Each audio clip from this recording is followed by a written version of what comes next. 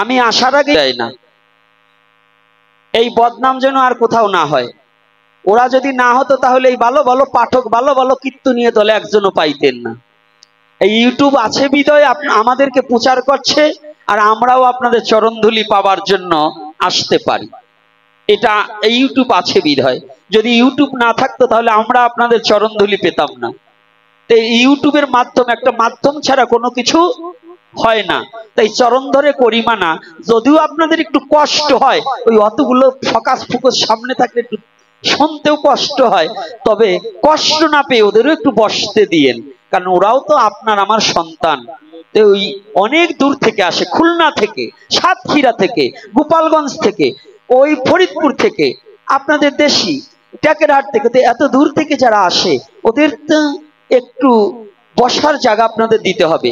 এজন্য আমি চরণ ধরে করিমানা, কেউ কখনো ইউটিউবারদের খারাপ ব্যবহার, আর ইউটিউবারদেরও বলি তোমরা এসেই অনেক জায়গা নিয়ে বসো না, একটু চাপাই চুপাই বসো। জয় শ্রী রাধে রাধে। এইবার কিছু দুটো দিকে আলোচ্য বিষয়ে যাব।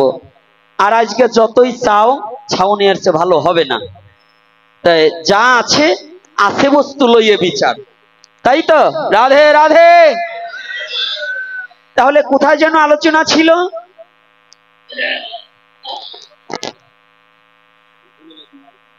হ্যাঁ, বৈষ্ণব। আরে যাতে মাতা লইলে কি হবে, তাহলে ঠিক আছে। তো এইবার আরো বৈষ্ণবের দেশে আসছি, অর্থাৎ আমগ্রাম কিন্তু গণ বৈষ্ণব।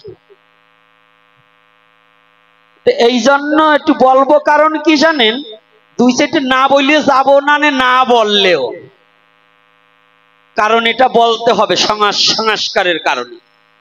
তো বৈষ্ণব কি? চাউনি তোমার মিষ্টি করো ভাষা, চলন তোমার মিষ্টি করে ঘুচাও সবার ব্যথা।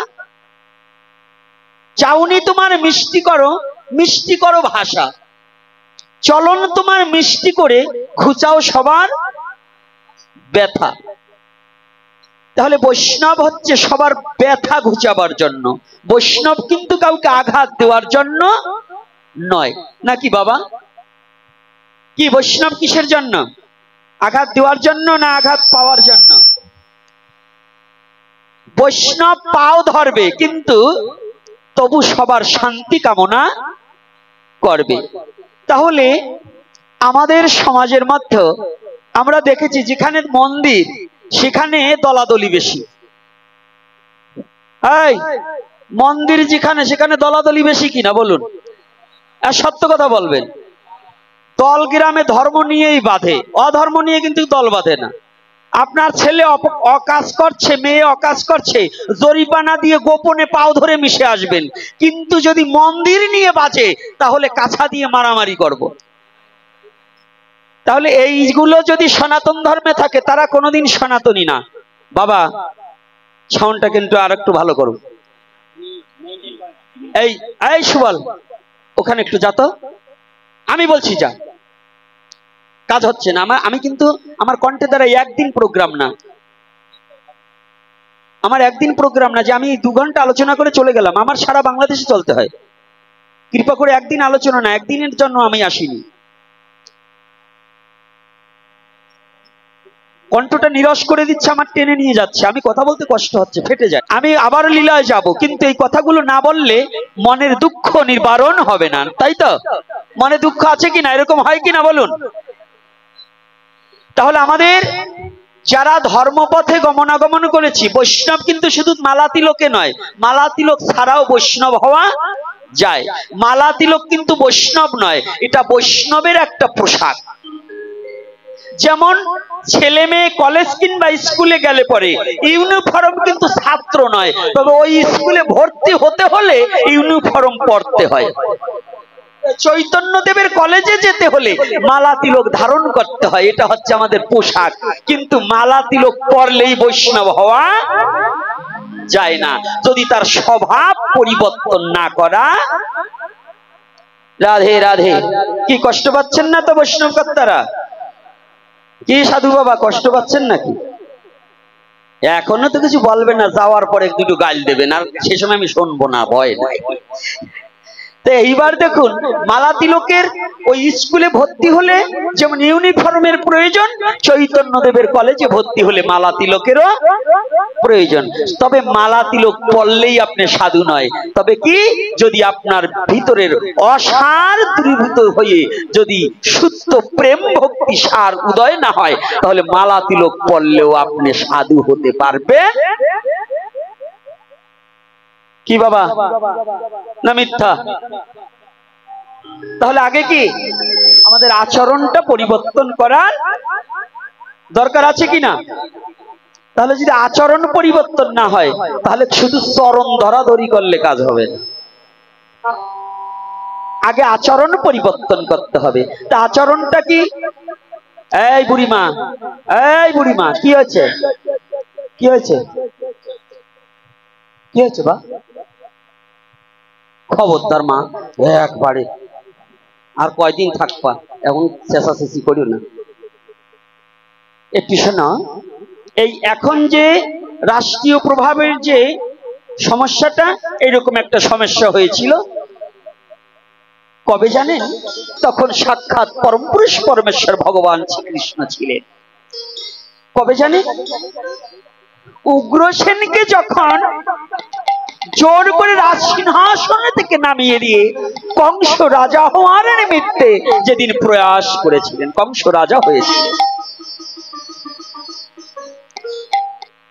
ভালো করে জানবেন, আমার এই কথাটার সাথে আজকে হরিকথার সাথে আরো কিছু হবে। আজকে মহাপ্রভু যেন কি বলাতে চাচ্ছে, এটা মহাপ্রভুর ইচ্ছা। সেদিন কোন দিন? উগ্রসেনকে জোর করে রাজসিংহাসন চ্যুত করে যেদিন কংস রাজা হয়েছিলেন। কংসের অত্যাচারের কথা যারা সাধুরা গ্রন্থ দর্শন করছেন তারা জানেন। তার চেয়ে ভয়ানক অত্যাচারী ছিলেন কংসের স্ত্রী অত্তি। নাকি? কংসের স্ত্রীর নাম কি বাবা? অস্তি না? আবার মাঝে মাঝে ভুলে যেতে পারি, বললেন বাবা, ঠিক আছে তো? আচ্ছা আচ্ছা, আমার ওই বাবা যখন বলছে ঠিক, তাহলে ঠিক। কারণ ভয় পাই আর গুলো নিয়ে না, এই ছেলে পেলে কটা নিয়ে ভয় পাই। মানে জাগো বয়স 80 হয়ে গেছে, ওরা কয় 80, এই জন্য। এইবার মথুরাতে এমন নির্দেশ দেওয়া হলে, আজকে যেমন সনাতনী জাতি প্রাণ ভরে হরিনাম করতে পারছে না, প্রাণ খুলে হরি বলে ডাকতে পারছে না, তখনও কংসের রাজ্যে তখনও হরিনাম প্রাণ খুলে করতে পারবে না। কেন? যে হরিনাম বদনে উচ্চ স্বরে হরিনাম করবে, কৃষ্ণ বলে যে উচ্চ স্বরে ডাকবে, তার জিহ্বা কেটে দেওয়া হবে। যে কৃষ্ণকে দর্শনের লালসা করবে, তার নয়ন উপড়ে দেওয়া হবে। যে কৃষ্ণ নাম শ্রবণ করবে, তার কর্ণে তপ্ত সীসা ঢেলে দিয়ে কর্ণ বধির করে দেওয়া হবে।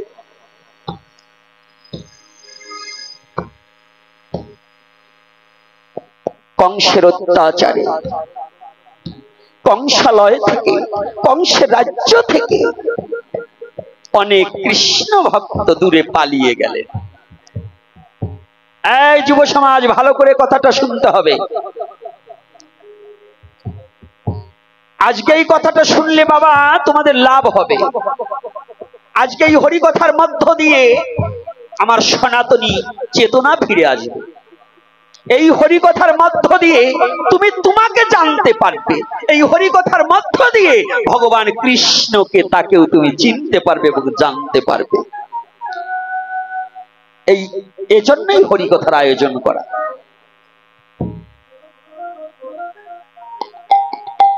ভয়ে অনেকে পালিয়ে গেলে, অত্যাচার হরিনাম করতে পারছে না, পালিয়ে গেলে। কিন্তু কংসের রাজ্যে এমন এক অনুরাগী ভক্ত রয়ে গেলেন যে বললেন, প্রভু আমি জানি যেখানে অত্যাচার হয় তুমি আজ না হয় কাল, কাল না হয় পরশু, তুমি একদিন ফিরে আসবেই আসবে। যেখানে যত অত্যাচার হয়েছে,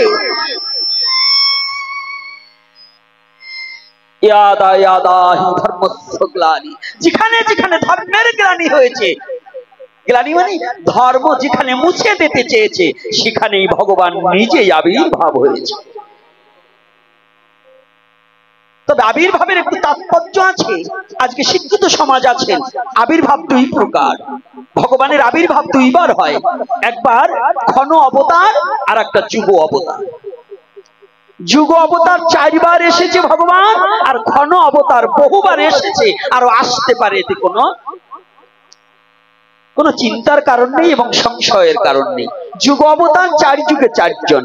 এই 4 যুগের 4 যুগ অবতারকে সত্য যুগে ছিলেন হরি, পিতায় রাম ধনুধারী, তারপরেতে কৃষ্ণ, কলিতে আমার গৌর হরি। এই 4 জন ভিন্ন। সনাতন ধর্মে কোনো যুগ অবতার নেই। 4 জন হচ্ছে যুগ অবতার। ভালো করে বুঝে নিতে হবে, এই 4 জন হচ্ছে কি যুগ অবতার। সনাতন ধর্মে আর যত অবতারের কথা বলা হোক, অবতার হতে পারে ঘন জন্মা, ঘন অবতার, কিন্তু যুগ অবতার নই। যারা এই যে এখন আমি দেখছি আমাদের বাংলাদেশে কিছু কিছু ঘন জন্মা মহাপুরুষের নামের পিছনে বলে যুগ অবতার, অমক অমক অমক। যুগ অবতারের মর্মটাই জানে না যে যুগ অবতার কাকে বলে। সনাতন ধর্ম এই না বুঝার কারণে ঠেলাঠেলি দলাদলি বেড়ে গেছে। অর্থাৎ যুগ অবতার কাকে বলছে এতটুকু বোধগম্যই ওই শিক্ষিত তার হয়নি। জ্ঞানী নয় তো, শিক্ষিত হয়েছে, জ্ঞানী নয়। যদি জ্ঞানী হতো তাহলে জ্ঞানের দ্বারা ওজন করে বুঝতে পারত যে যুগ অবতার কি আর ঘন অবতার কি। এক সত্য যুগেই অনেক অবতার হয়েছে। এই পিছনে মাল কয়টা কারাবে পাওয়ার বেশি হয়ে গেছে নাকি? অন্যায় বলছি নাকি? তাহলে ক্ষণ জন্ম আর একটা হচ্ছে যুগ অবতার, আর একটা ক্ষণ অবতার। কিছু সময়ের জন্য ভূভারও হরণ করবার জন্য, পৃথিবীকে রক্ষা করার জন্য ভগবান বহু রূপে, বহু ছলে, বহুবার এসেছে।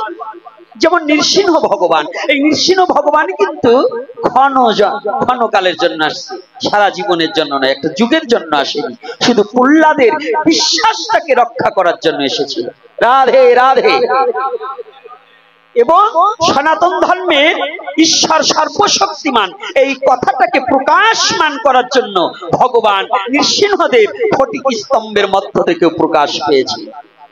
ঈশ্বর সর্বশক্তিমান।